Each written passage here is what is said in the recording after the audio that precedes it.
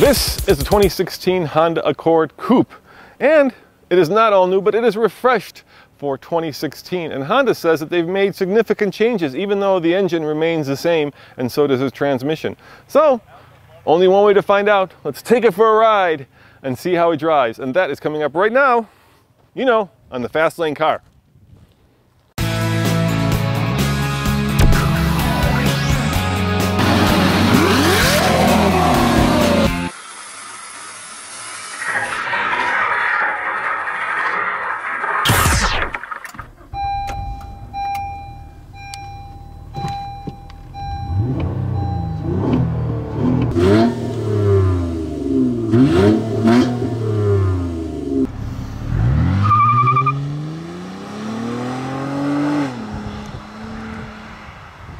First time behind the wheel of the 2016 Honda Accord Coupe. That's right, babe, we got two doors. Let's see how it accelerates.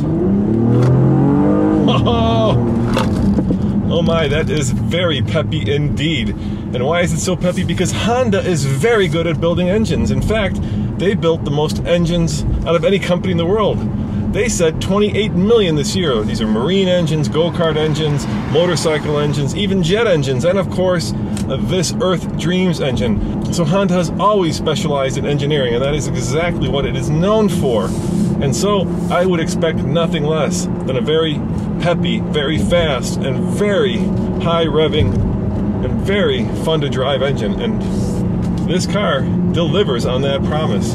Now, when I was a kid, all of my friends' parents had Honda Accords. It was kind of the car that everybody's dad bought because it was relatively affordable, it was known to be reliable, it was easy to repair, and of course it was a car of choice for suburbia. And that legacy has followed Honda throughout all those years to today, and that is why this is still the best-selling car in America. Sure, it competes head-to-head with Toyota Camry, but they change crowns. And so when you build a car that sells, I think it's about 25 to 30% of Honda's entire lineup, then when you go to refresh it, you don't mess with it too much because you have a winning formula. And especially a mid-cycle refresh like this, what you end up doing is you end up basically putting a new nose on it, all the parts that aren't hard, you know, all the parts where there's not a chassis involved or a drivetrain involved. You can change all those and still do it economically. And I think as a mid-cycle refresh, Honda has done a very good job on this new Accord. Let's face it, the old 2015 model, at least to my eyes, was a little stodgy, a little dour, and a little boring. They've kind of livened it up, they've freshened it up, they made it look a lot more youthful, which is exactly what Honda needs to be doing. Now, there are some things I don't like about it, and that's the same problem with the HRV review I just did. There is no volume knob. It's crazy. Since I was a kid, Hondas have always had that pull lever down here which opens up the trunk, and that has not changed. Same thing for the gas cap. And all of a sudden, the button that I use probably the most, outside of course the steering wheel in a car, the volume knob is gone. What is the point of redesigning something that is so well thought out and so useful? In fact, I don't want to beat a dead horse, but this entire infotainment system is a little tricky to use. But the good news is that for 2016, you can choose either Apple's CarPlay or you can use Google Android to hook up to the car, and that is a game changer in my mind, especially because you can choose, because some people are Apple people and some people are Android people. So let's get back to the driving dynamics now that we're in a little twisty part of San Diego's backcountry here. You know, it is well dampened. I'm in sport mode, and this engine just is very, very peppy. Yeah, and it just loves to rev, and it is plenty powerful. And you know, now you can stuff much bigger engines under the hood, but for a family sedan, or a coupe in this case, this is plenty powerful, it's plenty perky, and it probably has to do with the fact too that I'm down here at sea level, because when you get this up to Colorado's high country, it's going to be a little bit slower, and that's why Honda is also coming out with a new turbo in the next generation Civic. So what exactly has changed on the 2016 Honda Accord? Well, first and foremost, there are different LED taillights. There's also better and more aerodynamic sculpting to the car. It's a little bit more aggressive. Up front, biggest change is right here. In the sedan, the hood is aluminum for weight savings. There are also bigger and, according to Honda, better brakes. The car is more quiet, and of course, there are new wheels. And the biggest option that, of course, is very noticeable are these LED headlights, which give it a much more accurate look. Well, it steers like a Honda, and that means it's honest. It's kind of a point-and-shoot car. Wherever you point it, it goes. It's not going to tear your world apart with its road-holding ability, its canyon carving, fun-to-drive aspect. But when you do start flogging it around like this, it will, and it can, show off on the dance floor. This is our Earth Dreams 3.5 liter V6.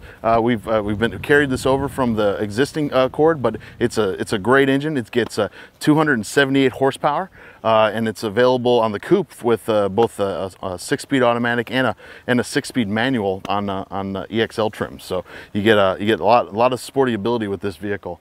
We've also been able to maintain our 2.4 liter direct injection 4-cylinder, and that's got 185 horsepower for our lower models. Of course, the biggest question is it better than the 2015 model? And the answer to that is hell yeah, it's a lot better. It's quieter.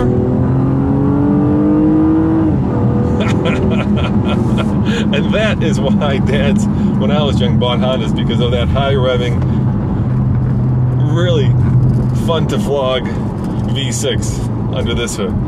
Yeah, it's a lot better than the outgoing model. You know, it's not revolutionary, it's of course very evolutionary. If you are a Honda person and you've owned a Accord, you will feel right at home, but they have cleaned up a lot of the little edges of the envelope, so they've just tweaked the sound deadening so it's a little bit quieter. They've stuck an aluminum hood on the front to make it a little bit lighter. You know, they've done the stuff that engineers love to do to incrementally improve new cars, and sometimes that kind of incremental improvement leads to a car that is just phenomenal. And is this car phenomenal? You know, I can't tell. I've only driven it for probably 20 minutes now, and it's just not fair to you, and it certainly isn't fair to Honda if I were to give it a rating. So you'll have to wait till we get it back to Colorado. But overall, I would be very happy in this car. You know, it's a car that fits many lifestyles. It's a car that fits many different types of people. I'm big and I'm tall and I feel comfortably in here, and I'm sure that if you were much smaller and if you were female, you would also feel very comfortable in here, and that's kind of the magic of this car. It's one of those just right cars. It's not too big, it's not too small, it's not too slow, it's not too fast, and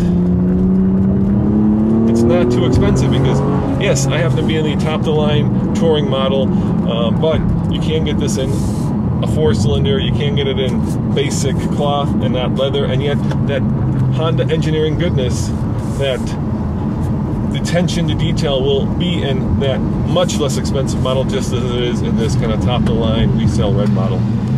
And there's a reason this car sells so well. It's relatively stylish, it's affordable, and it's safe, and it comes in at many different price points. But is it a buy it, lease it, rent it, or forget it? Well, you know what? I've only had a chance to drive it for a few minutes, and it's not fair to you, and it's not fair to Honda. So you'll have to wait until we can get this car back to Colorado for a full review and, of course, a full TFL rating. Thanks for watching. Remember, you can always click on me to watch brand new 2016 car reviews, because they're coming fast and furious, and click below and subscribe to TFL, because we want to make sure that you get the newest cars first. As always, this is Roman saying thanks for watching, and see you next time. Ciao.